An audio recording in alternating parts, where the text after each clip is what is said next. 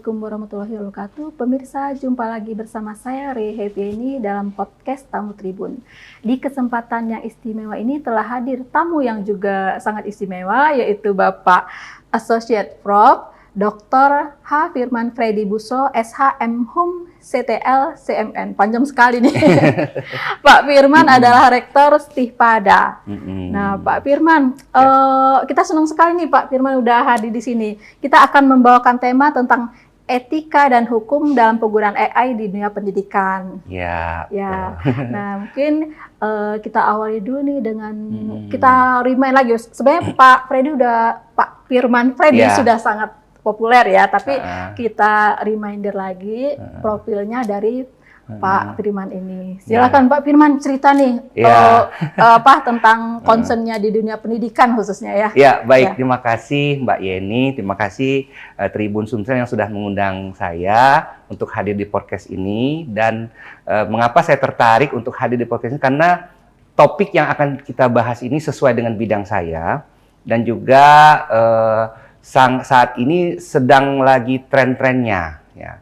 Nah, kebetulan mengapa? Karena saya juga memiliki penelitian tentang AI ini, dan alhamdulillah pada tahun 2023 saya diundang oleh United Nations ya, itu di Jenewa untuk mendeklarasikan protokol tentang penggunaan etika dan hukum artificial intelligence.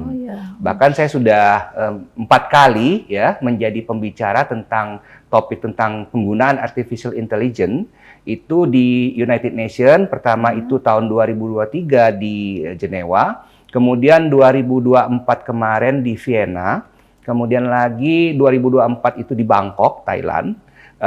Dan terakhir itu akhir Januari di Jenewa lagi, dan semestinya saya diundang lagi untuk jadi pembicara di United Nations itu bulan Juni, sekitar bulan Juni. Tapi pada waktu itu karena sedang hangat-hangatnya serangan Middle East lagi rame, jadi saya tunda dulu karena tidak takut terjadi insiden. Dan memang seminggu sebelum itu sudah ada terjadi serangan ke Qatar waktu itu. Akhirnya saya menyampaikan kepada panitia bahwa saya tidak bisa hadir gitu. Nah, jadi mengenai AI ini memang saat ini sangat marak ya penggunaannya ya, bahkan di dunia pendidikan, di dunia penegakan hukum itu saat ini sudah banyak menggunakan artificial intelligence. Nah, maksud kami bahwa bersama kami memiliki tim memang di internasional itu yang sangat concern terhadap penggunaan artificial intelligence, tidak untuk bukan menolak teknologi, tetapi perlu menyusun bagaimana penggunaan artificial intelligence itu dapat digunakan dengan bijak. Karena kalau misalnya salah di dalam menggunakan artificial intelligence ini, maka bisa menyebabkan terjadi disinformasi, hoax ya, kemudian juga bias algoritma, dan juga banyak sekali hal-hal yang nanti berujung kepada misalnya pencemaran nama baik dan lain-lain. Nah, inilah kami merasa bahwa perlu sekali dalam pengaturan tentang artificial intelligence ini. Kita nggak apa-apa langsung masuk boleh, ya? Oke, silakan. sorry. Tadi mau nggali profilnya dari Pak Firman. Iya. Pak Firman cerita dulu dong tentang siap. sekarang kan Rektor Stihpada ya. Tentang concern Pak Firman pada hukum ya, khususnya dunia hukum. Silakan Pak. Baik, makasih ya. Jadi saya ini saat ini sebagai Ketua Sekolah Tinggi Ilmu Hukum Sumpah Pemuda. Ketua ya? Karena kita sekolah tinggi. Jadi Sekolah Tinggi Ilmu Hukum itu kalau di Indonesia itu jumlahnya ada sekitar 78. Nah, yang satu-satunya saat ini terakreditasi unggul dari Badan Akreditasi Nasional Perguruan Tinggi adalah Stihpada. Nah, jadi kita satu-satunya sudah terakreditasi unggul. Nah, dan juga Stihpada ini memiliki 2 prodi, S1 dengan S2. Untuk S1-nya itu sudah terakreditasi unggul, dan juga S2-nya itu kita predikatnya baik sekali. Nah, Stihpada ini juga saat ini sudah menerapkan kebijakan baru. Jadi kita sudah menggunakan pendidikan metode hybrid learning ya, blended learning. Jadi nanti kita sudah menggunakan satu sistem, yaitu Learning Management System yang kita kembangkan sendiri, sehingga nanti mahasiswa itu 50% tatap muka dan 50% daring. Nah, daring ini kami tidak hanya menggunakan Zoom, tetapi menggunakan aplikasi khusus yang memang kita kembangkan, sehingga nanti di dalam aplikasi Learning Management System yang dikembangkan Stipada ini, tidak hanya Zoom, tetapi juga bisa dengan forum diskusi, ya, dan juga misalnya nanti upload video, materi, dan lain-lain, itu sangat dimudahkan. Dan juga dengan menggunakan aplikasi digital. Nah, kalau masalah pendidikan saya, jadi saya ini S1-nya dari Unsri, S2-nya dari Unsri, dan S3-nya dari Universitas Borobudur, Jakarta. Nah, kalau CTL tadi, itu Certified Tax Lawyer, saya pernah mendapat pendidikan tentang pengacara pajak di Perjakin. Kemudian juga kalau yang CNN, itu Certified Mediator and Negotiator, itu saya dapatnya dari Victory University, dari Perth, yaitu Resolution Institute, gitu. Pendidikannya di Perth, gitu. Dan memang saya seringkali diundang sebagai narasumber di beberapa negara. Saya pernah diundang ke Stanford, saya pernah juga diundang ke Berkeley, dan kebetulan memang karena tulisan saya itu, banyak penelitian saya boleh dicek di Google Scholar dan juga di Sinta. Itu banyak terkait dengan teknologi, sistem informasi, dan juga artificial intelligence. Itulah mengapa saya beberapa kali itu hadir sebagai narasumber, dan juga diundang sudah 4 kali ke United Nations menjadi narasumber. Mungkin itu dulu ya kali ya, sampai berkembang. Ya. Pengalamannya udah internasional ini. Nah, pastinya itu sangat imbas ke Stipada yang dipimpin oleh Pak Firman, mudah-mudahan ya Pak ya. Amin. Jadi informasi di balik layar, beberapa mahasiswa udah dikirim tuh ke beberapa negara ya, untuk dalam tugas akademis ya. Betul. Iya, alhamdulillah, mudah-mudahan ini juga bisa didengar nih buat pemirsa. Iya. Kalau mau cari tempat pendidikan yang cukup mumpuni ya. Ya, jadi untuk kami juga punya kerjasama dengan Utrecht dan juga Leiden University. Saya juga berapa kali diundang, bahkan saya 2023 itu menjadi juri di Leiden University dalam International Moot Court Competition. Ya, saya satu-satunya juri dari Indonesia yang menilai. Kebetulan waktu itu tim Indonesia ada yang ikut dari UGM, sama UI, sama Erlangga. Mereka kaget ketemu saya gitu. Loh, kok ini kan? Terus saya kenalkan, ya saya jadi juri di sini gitu. Tapi nggak bisa KKN gitu. Jadi memang pure. Nah, mengenai Stipada sendiri, kita memiliki banyak kerjasama internasional. Bahkan kita punya kerjasama seperti paling dekat itu dengan Malaysia. Itu kita punya 2 universitas, UKM, ya, Universitas Kebangsaan Malaysia, dan International Islamic University of Malaysia. Kita mengirimkan mahasiswa untuk belajar short course di sana, dan itu mahasiswa tidak membayar sama sekali. Tidak ada biaya, cuman hanya menyiapkan paspor, itu saja. Jadi yang lain-lain, biaya pesawat, saku, dan lain-lain itu sudah ditanggung dari kerjasama ini. Bahkan bulan Februari kemarin, kita juga mengirim 3 mahasiswi kita yang terbaik itu ke Utrecht University dan juga ke Leiden untuk mengikuti short course juga, dan itu juga sama sekali tidak dimintai biaya sama sekali. Jadi mereka hanya bawa badan sama, ya cuman nyiapin paspor ya, paspor itu wajib. Nah, bahkan salah satu mahasiswa kita juga kemarin juga sama, pada bulan yang sama itu mendapatkan juara ya dalam perlombaan Youth Summit di Istanbul di Turki, dan ini insya Allah nanti akan dikirim lagi bulan Oktober ini salah satu mahasiswa kita untuk untuk berlaga ya, berkompetisi di Youth Summit gitu. Apa tuh yang disampaikan materinya yang unggul itu? Jadi kalau Youth Summit itu salah satunya yang dikompetisikan adalah misalnya kemampuan dan juga bagaimana mempromosikan ya salah satunya negara masing-masing, serta nanti di situ dikompetisikan seperti seni, kemudian juga budaya ya, kemudian nanti ada semacam kayak debat, karena saya ikut sendiri mendampingi salah satu mahasiswa yang tahun kemarin ikut itu. Jadi mereka nanti ada juri dari berbagai negara yang akan menilai performa masing-masing mahasiswi tersebut. Dan alhamdulillah kemarin mahasiswi kita mendapatkan juara terfavorit ya. Untuk itu pesertanya dari Amerika, dari Brazil, dari Inggris, Malaysia, Indonesia juga ada beberapa orang yang dikirim dari berbagai universitas. Kita kemarin alhamdulillah mewakili Sumatera kemarin. Oh iya, ya. Luar biasa. Maksudnya aplaus yang banyak nih buat Stipada. Ya. Kasih. Iya, Pak Firman, kita langsung masuk aja nih ke topik tadi ya tentang AI. Jadi seperti tadi sekarang bahkan viral tuh penggunaan AI dengan segala macam kegunaannya ya. Tapi lebih ke fun sih sebenarnya kalau yang sekarang terlihat ya. Nah ini bagaimana tinjauan penggunaan AI ini secara etika dan hukum di dunia pendidikan? Ya, tentunya saat ini penggunaan AI di dunia pendidikan itu masih ada pro dan kontra ya. Tetapi kalau saya dari sisi saya terus mendukung penggunaan teknologi seperti salah satunya artificial intelligence untuk sebagai pembantu. Jadi membantu, helper teknologi, tidak menggantikan daripada peran analisis kita berpikir.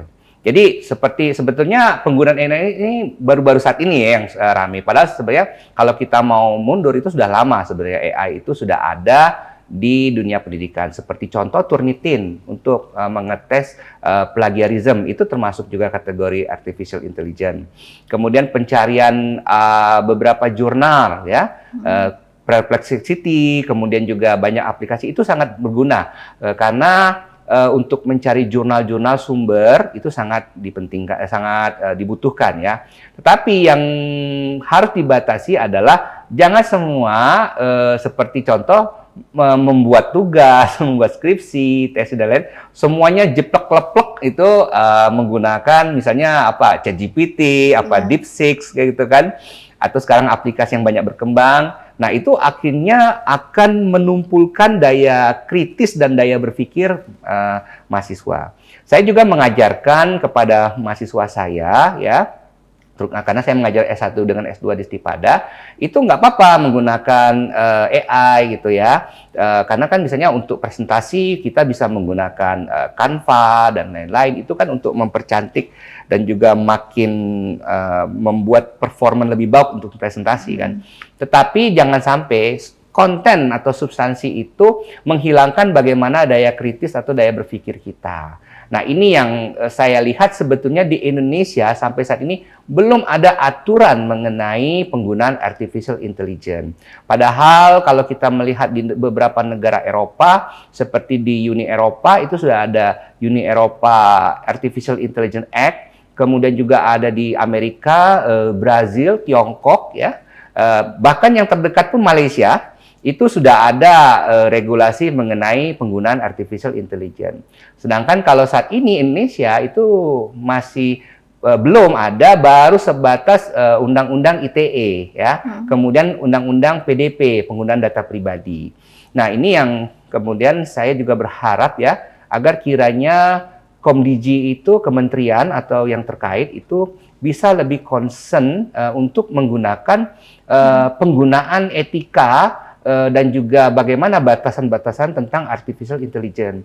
Karena kalau misalnya ini tidak ada standar penggunaan, nah, sebagai contoh kemarin kita lihat Bu Sri Mulyani itu dengan menggunakan teknologi deepfake ya, itu seakan-akan mengatakan bahwa guru dan dosen itu beban negara. Padahal beliau tidak mengatakan seperti itu. Nah, itu perbuatan AI, ya. Kemudian terjebak dong, terjebak, ya.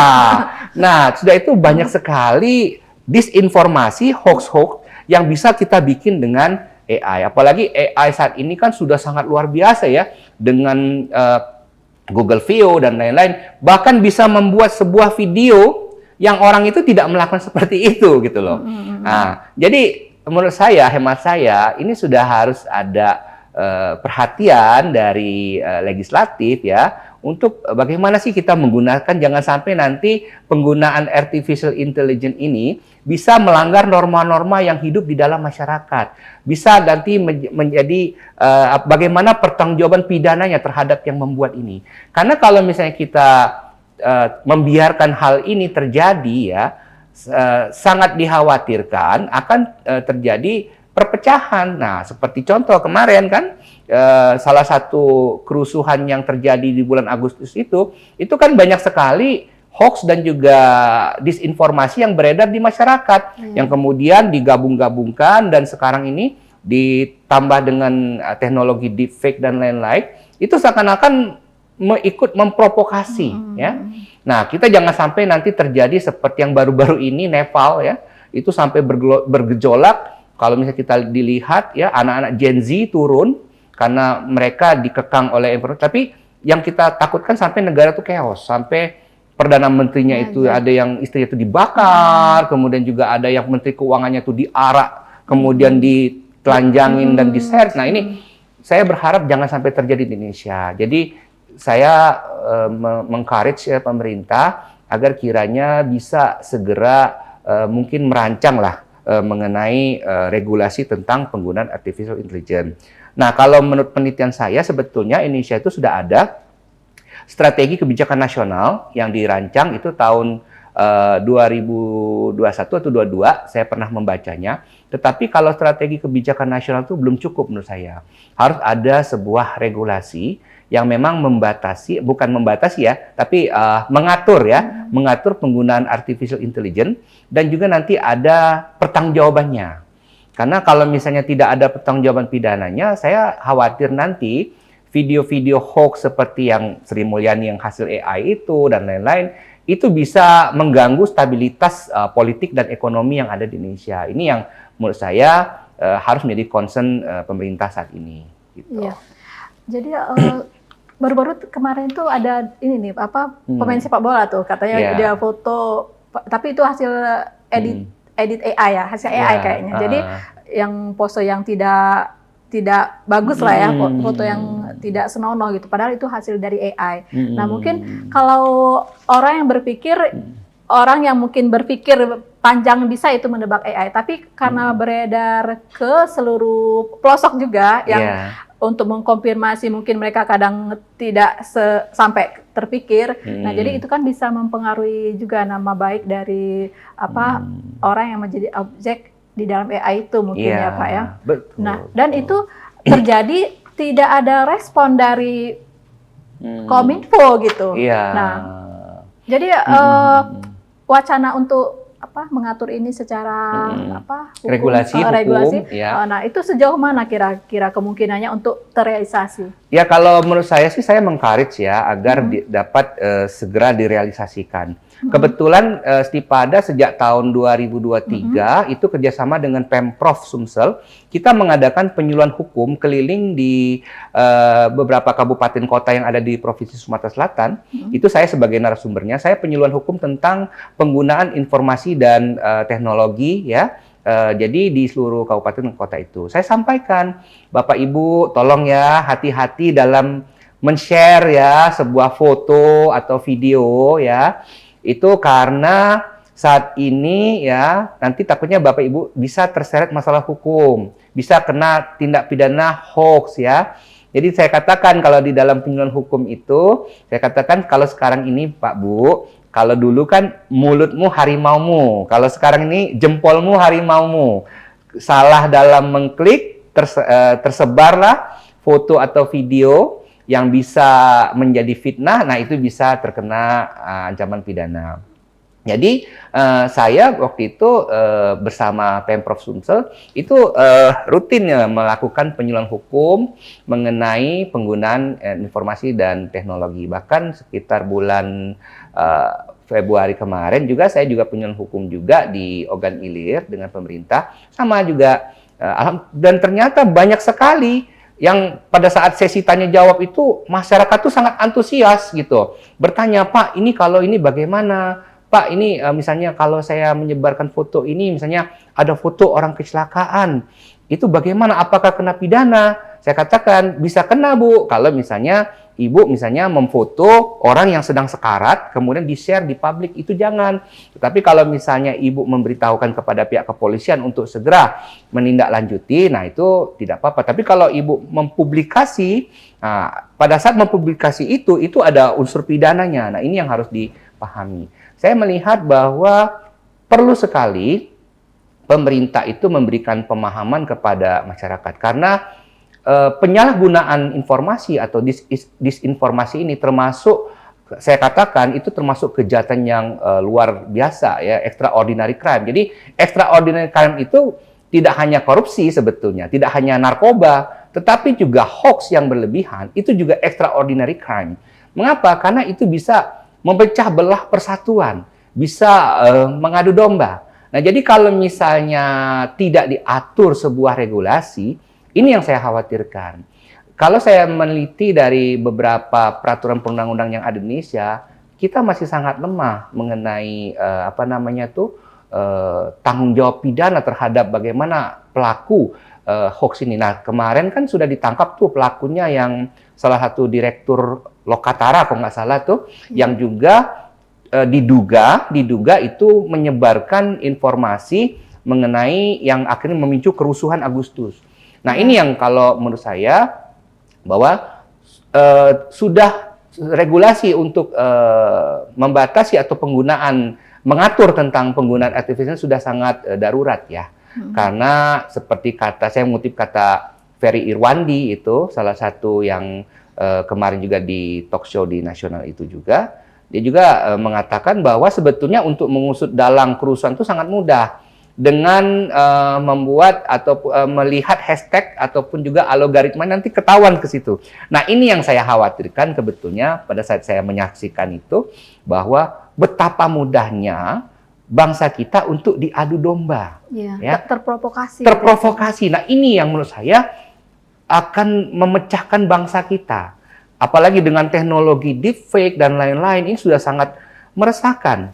Jadi menurut saya mengenai penyebaran disinformasi ini sudah suatu hal yang sangat darurat, dan juga pemerintah harus segera ini, misalnya tidak hanya undang-undang perampasan aset ya, saya juga mengencourage agar kira-kira penggunaan misalnya penggunaan batasan tanggung jawab itu, penggunaan artificial itu juga harus diatur. Karena kalau misalnya tidak diatur dalam sebuah regulasi yang jelas dan tegas, saya khawatir nanti banyak sekali pelaku-pelaku yang bermain. Tidak hanya pelaku dalam negeri, bahkan pelaku juga luar negeri. Ini yang kita khawatirkan. Karena internet ini sangat bebas ya, dimanapun bisa beredar. Kita bisa mengakses semua kalau selagi ada kuota. Jadi dimanapun bisa. Nah, mungkin ada, sebenarnya masih banyak banget tadi informasi yang bisa kita gali ya, tapi karena kita dibatasi waktu, kita mau ke poinnya nih. Kiat-kiat yang bijak supaya kita bisa memanfaatkan AI, kan itu tersedia tuh ya, sangat membantu. Nah, apa saja mungkin tips atau saran dari Pak Firman? Ya, jadi tentunya semua teknologi itu seperti pisau bermata dua. Jadi bisa digunakan untuk kebaikan dan bisa digunakan untuk kejahatan. Tinggal bagaimana manusianya yang menggunakan teknologi tersebut. Nah, tentunya semua teknologi artificial intelligence itu ada sebuah alat bantu. Jangan menjadi sebuah decision maker. Jangan menjadi sebuah tools yang kita sangat tergantung ya. Jadi tetap kita harus menggunakan daya kritis, daya analisis kita sebagai pemikir dan juga sebagai manusia. Karena kalau kita sampai tidak menggunakan daya kritis, daya analisis kita, maka kita yang akan tertipu dengan berbagai aplikasi. Dan juga tips dari saya ya, bahwa misalnya ada sebuah informasi yang misalnya masuk kepada handphone dan juga kepada misalnya media sosial, itu jangan ditelan bulat-bulat, tapi harus melakukan check and recheck, cross check dulu. Dan kemudian yang paling penting, kalau kita menerima sebuah negative information, itu jangan langsung di-reshare, jangan langsung di-share entah itu ke grup keluarga, grup lain, tetapi itu kalau bisa tetap jangan, bila perlu dihapus saja, karena kalau kita melakukan share lagi, maka itu juga ada akibat akibat hukumnya, bahwa kita kalau di dalam hukum itu turut serta ya menjadi medepleger atau menjadi witlocher ya, medeplektehid kalau bahasa hukum pidananya. Jadi turut serta bisa dikenakan pidana. Nah, tentunya saya menyarankan kepada para pemirsa di sini agar kira-kira betul-betul berhati-hati dalam menerima informasi dan menyebarkan informasi, dan kita harus melawan hoax dan disinformasi ini secara bersama. Tidak bisa pemerintah sendirian, tetapi masyarakat bahu-membahu untuk sama-sama memberantas tindak pidana hoax ini. Ya. Gitu.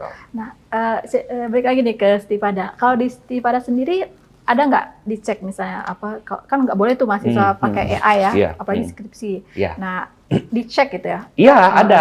Jadi kita ngeceknya kan kita ada tools ya, kita berlangganan juga tools seperti Turnitin, terus juga ada Grammarly, dan juga ada saat ini kan sudah banyak tools, ada juga Artificial Intelligence Checker ya. Kita menggunakan. Jadi kalau di Stipada itu saya sudah membentuk tim ya, tim khusus yang setiap tulisan untuk jurnal, kita punya 4 OJS di sini, online journal system, dan juga skripsi tesis itu masuk dulu ke tim itu. Tim itu nanti yang kemudian mengecek semua tulisan apakah sudah bisa lolos atau belum. Kalau memang misalnya nanti hasil pengecekan itu ternyata ditemukan ada plagiat, kemudian ada juga penggunaan kata-kata yang diduga itu menggunakan kata artifisial, itu biasanya kita kembalikan kepada mahasiswa untuk diperbaiki gitu. Jadi kita punya tim khusus kita. Nggak ada excuse gitu.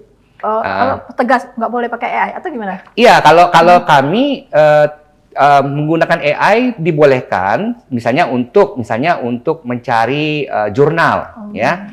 Kemudian Turnitin itu kan bagian daripada AI juga ya, mencari misalnya untuk mengecek apakah plagiat dan lain-lain ya. Kemudian misalnya untuk mempercantik presentasi. Karena kan misalnya kan kalau presentasi mahasiswa itu kan kadang-kadang kalau misalnya pakai PowerPoint kan sudah nggak ini lagi ya, sudah nggak keren lagi. Jadi boleh. Tetapi kalau untuk konten, kalau untuk substantif itu yang kita larang ya. Jadi mahasiswa jangan jiplek itu langsung misalnya pakai ChatGPT atau pakai DeepSeek itu langsung membuat satu skripsi itu dengan menggunakannya. Itu yang kita tolak ya, kita tidak. Makanya kita juga menggunakan ada satu tools Artificial Intelligence Checker, itu nanti dari bahasanya ketahuan apakah itu bahasa manusia atau bahasa artificial intelligence. Dan itu nanti biasanya kita sampaikan kepada mahasiswa, tolong ini nanti direvisi atau diperbaiki atau diparaphrase kalau istilahnya itu diganti dengan kalimat yang betul-betul sesuai dengan konteks. Jadi kalau untuk penggunaan artificial intelligence di Stipada masih diizinkan sepanjang itu tidak menyalahi atau substansi atau konten gitu isinya. Iya. Kita nambah dikit nih ya. Ya. Kan AI itu akan mengganti tugas manusia. Nah itu artinya kan itu di masa depan mau tak mau AI itu pasti terus akan digunakan. Nah, gimana nih komentar Jadi, Pak Fedi? Kalau saya ingat waktu pas kami meeting di Jenewa 2023, kami sepakat bahwa AI tidak boleh menggantikan manusia. Kami sangat tegas, kami deklarasikan dalam protokolnya itu, AI, Artificial Intelligence, hanya sebagai helper teknologi, sebagai alat bantu. Jadi, kita juga mendorong kepada pelaku usaha juga untuk tidak menggantikan peran manusia, ya, menggantikan peran manusia untuk misalnya dengan menggunakan artificial intelligence. Harus ada, karena begini, teknologi pun ada celah, ada loophole juga yang misalnya bisa memicu sebuah permasalahan. Pernah terjadi di San Francisco, kalau misalnya ke San Francisco itu ada taksi, ya, yang tidak ada sopirnya, ya, dan jadi taksi itu jalan sendiri. Nah, kemudian taksi tersebut, ya, itu kan AI ya, menabrak, menyerempet seorang nenek-nenek. Nah, ini kan jadi persoalan hukum nih. Iya. Siapa yang mau disalahkan? Karena sopirnya nggak ada, sedangkan penumpang hanya duduk di belakang. Jadi kalau di San Francisco itu kan ada taksi yang tidak ada drivernya gitu. Saya sudah 2003 saya sudah nyoba itu, naik taksi itu. Ngeri-ngeri juga kan gitu kan. Nah, jadi itulah dalam protokol yang kami susun pada waktu di Jenewa itu, kami membatasi penggunaan artificial intelligence tidak boleh menggantikan peran manusia. terutama dalam pengambilan keputusan atau decision maker, itu tetap harus kepada manusia. Jadi jangan sampai nanti semuanya diserahkan dengan AI. Jangan. Peran manusia lah yang mengontrol penggunaan AI. Bukan AI yang kemudian jadi kita tergantung kepada penggunaan artificial intelligence. Gitu.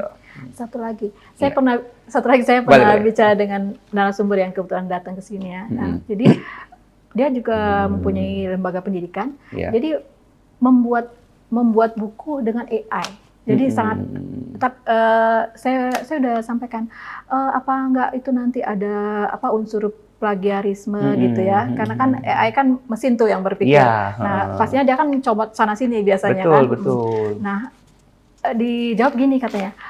Kita membuat AI itu sesuai dengan key yang kita masukkan. Jadi clue-clue yang kita masukkan, yang kita inginkan, kita sampaikan ke AI dan hasilnya jadi gitu ya. Nah, ada bicara seperti itu. Jadi di sini untuk sekelas seorang yang memiliki lembaga pendidikan dan itu digunakan. Jadi saya pernah, jadi saya ingat pertanyaan Mbak ini waktu kami diskusi di Berkeley. Jadi waktu itu, jadi saya memaparkan ya bahwa kita jangan 100% percaya dengan hasil artificial intelligence ya. Jadi prompt ataupun key yang tadi dimasukkan itu belum tentu benar. Saya pernah mengecek ya. Saya iseng-iseng, saya coba, saya eksperimen gitu. Udah lama saya sebenarnya pengamat artificial intelligence udah lama. Saya coba membuat analisis kasus dengan menggunakan ChatGPT. Ternyata pasal-pasal yang digunakan itu tidak sesuai dengan isi yang sesungguhnya. Iya. Gitu. Nah, itu yang saya sampaikan di Berkeley pada saat itu. Dan kita ngetes waktu itu. Jadi waktu itu ada 10, kita pakai HP, 10 kawan dalam satu meja. Kita masukkan same topik yang sama. Ternyata hasilnya semuanya berbeda semua.